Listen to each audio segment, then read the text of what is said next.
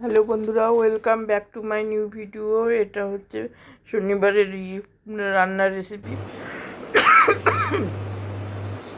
তারপরে হচ্ছে এই যে রান্নাঘরটা সুন্দর করে পরিষ্কার করছি। উপরে তেল ছিটে হয়ে গেছে। আর ওটা গ্যাসে যে রান্না করছিলাম ওটা ধোকা করেছিলাম, কেনার ধোকা। ওটা হচ্ছে কড়াইয়ের মধ্যে একটুখানি গরম করে গরম তেল দিয়ে তারপরে কেটে নিলাম, জল টল দিয়ে নাড়াচাড়া করে তারপরে কেটে নিয়ে ধোকা ভেজে রান্না করে তরকারি করলাম। আবার এদিকে কাচতে দিয়েছি জামা কাপড়।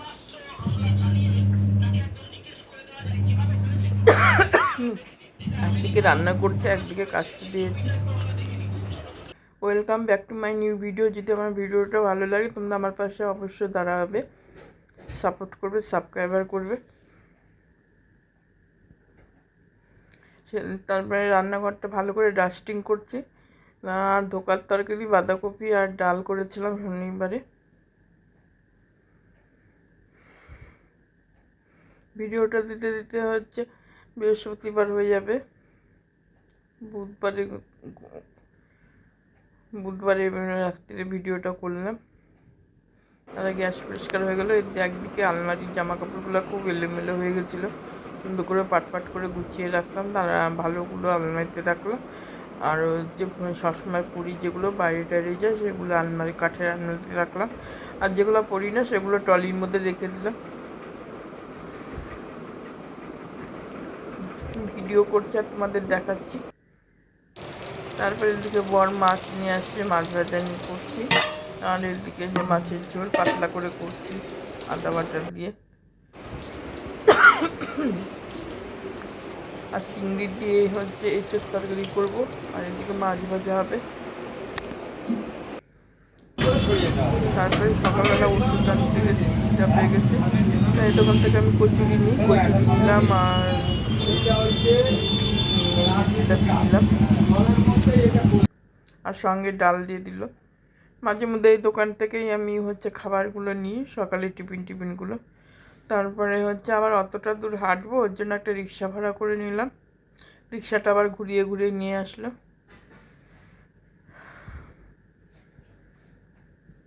তারপরে এখন ওই টিফিন খেয়ে ওষুধ খেয়ে রান্না বসিয়ে দিব। তারপরে মেয়েকে ডাকবো, মেয়েকেও টিফিন দিয়ে দিব, ও উঠে পড়াশোনা করবে।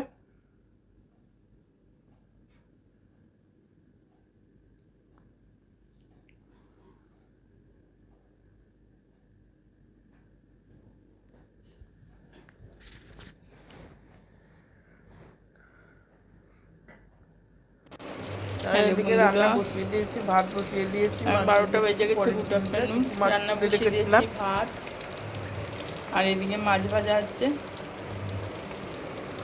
আর ওই যে ঝিঙা পোস্ত করবো, সজনাটা কাজ করলাম, আলু দিয়ে একটা পাতলা করে মাছের ঝোল করবো।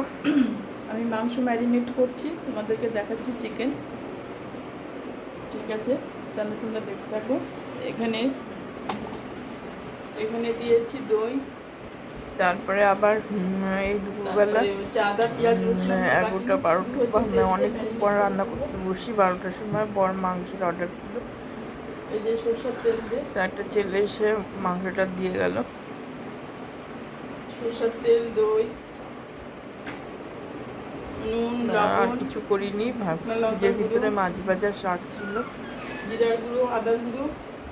আর যে মাংসটা করছি, মাংস রান্না হবে। মেয়েকে সব ম্যারিনেট করে রাখছি। মেয়েকে ডেকে দেবো, একটু চাটা আমি মাখাবো বেলা করে উঠে।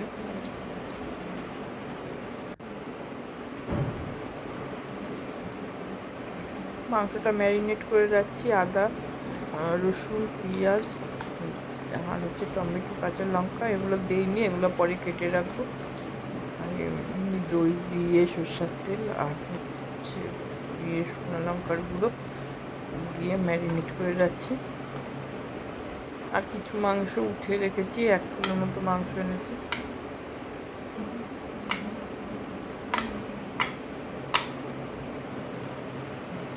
এদিকে মাংস ম্যারিনেট করা হয়ে গেল। পেঁয়াজ, আদা, রসুন কাটবো।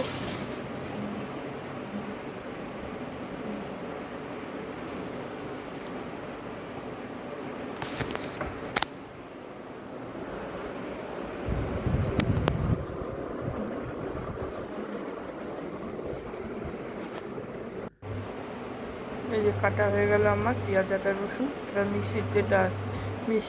মিক্সিতে এবার বসিয়ে দেবো। মাংসের জন্য পেঁয়াজ আদা রসুন কেটে নিয়েছি বন্ধুরা। মাংসতে মশলা করা আলুও হয়ে কেটে গেলে নিয়েছি, আলুটা আলুটা ভাজতে দিব। এখন কড়াইয়ের মধ্যে বসিয়ে দিচ্ছি, একটা পাত্রের মধ্যে ঢালছি। এখন ধুয়ে ধুবো, তারপরে কড়াই বসা দিব। পেঁয়াজ আদা রসুনটা হচ্ছে ভালো করে ধুয়ে নিচ্ছি।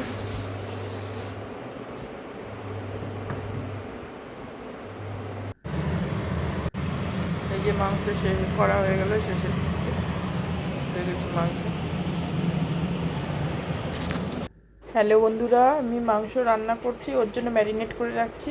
এখানে দিয়েছি দই, টমেটো আর হচ্ছে এই যে সরষের তেল, তারপরে হচ্ছে জিরার গুঁড়ো আর লঙ্কার গুঁড়ো দিয়ে ম্যারিনেট করে রাখছি।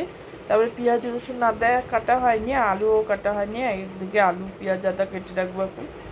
এই যে কাটা হয়ে গেল আলু পেঁয়াজ আদা, আর আলু কাটা হয়ে গেল।